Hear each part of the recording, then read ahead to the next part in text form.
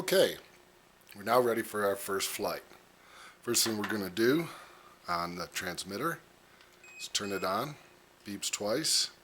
We're going to push the stick in and make sure that red light is blinking. Okay? Next thing we're going to do is going to check out all of our trim. We want the trim to be neutralized in all positions. Okay, these down here, that's for spin, left and right.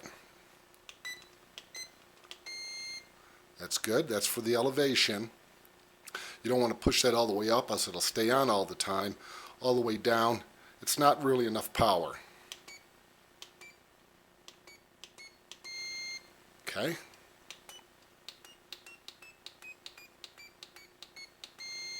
Okay.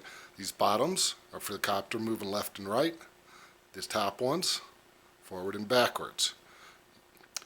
When you first start, if it starts turning at all, even if it's kind of going across like that, always try to do these first. That'll make it a little easier.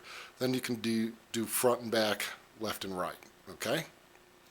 So now we're going to get it hooked up. Okay, it's all blinking. I'm going to just slide the little thing onto the battery and wait until it's solid blue. There it is.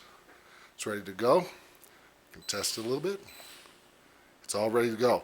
Always make sure your throttle is all the way down, okay? Else it'll start spinning right away. Manual binding.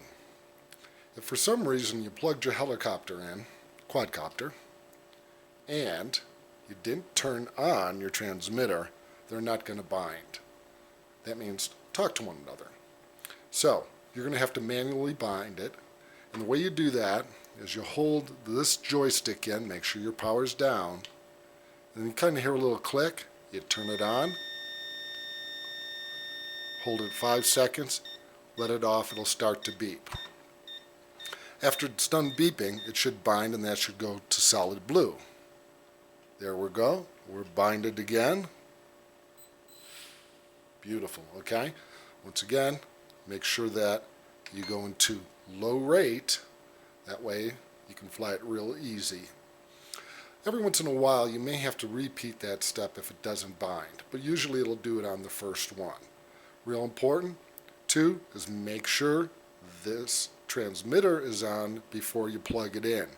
And when you plug it in, you're going to want to let it sit while it's blinking and everything. That way the auto gyroscope in it will say this is level. So you always want it level too when you start up, because it'll recognize that, and that's the safe technology that allows it to fly real smooth.